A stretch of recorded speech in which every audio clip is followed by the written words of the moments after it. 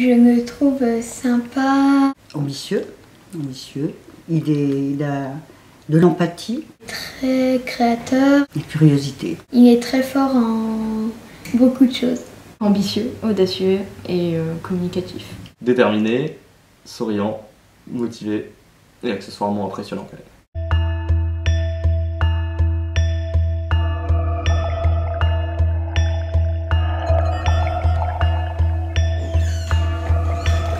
J'ai fait la rencontre du projet, en l'occurrence de Geoffrey, un événement, un meeting geek. C'est comme ça que j'ai découvert vraiment le concept à la fois du logiciel sonore en parallèle de la chanteuse virtuelle.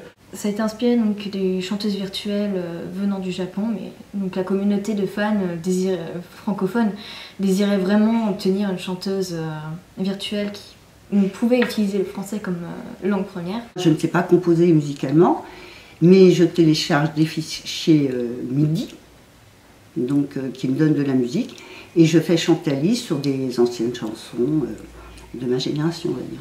Alice me sert à faire des covers. J'utilise en fait des MIDI pour faire après les paroles. Et après, j'utilise des musiques qui existaient déjà dans le monde. Et donc après, j'ai commencé à les reprendre pour les faire des fois en version française. Chaque personne peut s'approprier le logiciel et le personnage pour ensuite essayer d'exprimer des idées ou son style de musique préféré. Donc ce qui fait que c'est un univers musical qui est quand même assez impressionnant. Je m'intéresse aux personnages, à tous les fanarts qui peuvent sortir, aux chansons, tout. Je suis une fan.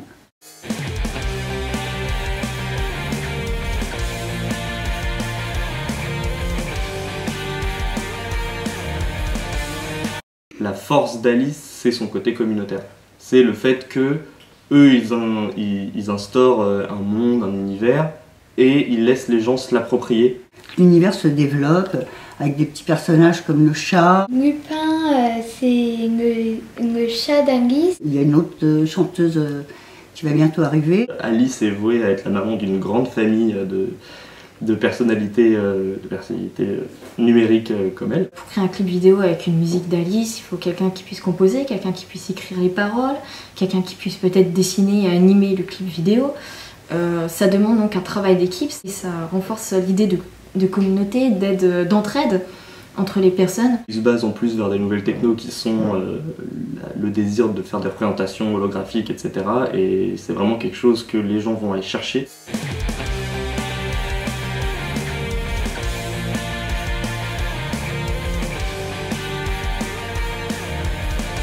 Mettre en avant le Made in France sur une chanteuse virtuelle, la France qui est quand même un pôle culturel assez important aux yeux du monde, je pense que c'était vraiment le moment de se lancer là-dedans. Comme on a eu notre Edith Piaf, Mireille Mathieu, internationalement, ça sera un produit, parce que ça reste un produit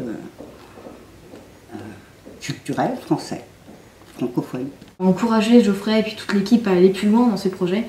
Après, peut-être qu'en effet, peut-être plus de concerts, peut-être d'autres nouvelles, de nouvelles et nouveaux, peut-être chanteurs virtuels. Je pense que pour Alice, on pourra bientôt parler d'univers étendu, sachant que le nombre de fans qui se rajoutent quotidiennement sont potentiellement des contenus supplémentaires à ajouter à son histoire. Pourquoi pas notre petite chanteuse francophone la faire percer aux États-Unis. Enfin, je pense que... Moi, je suis très très positive, très optimiste.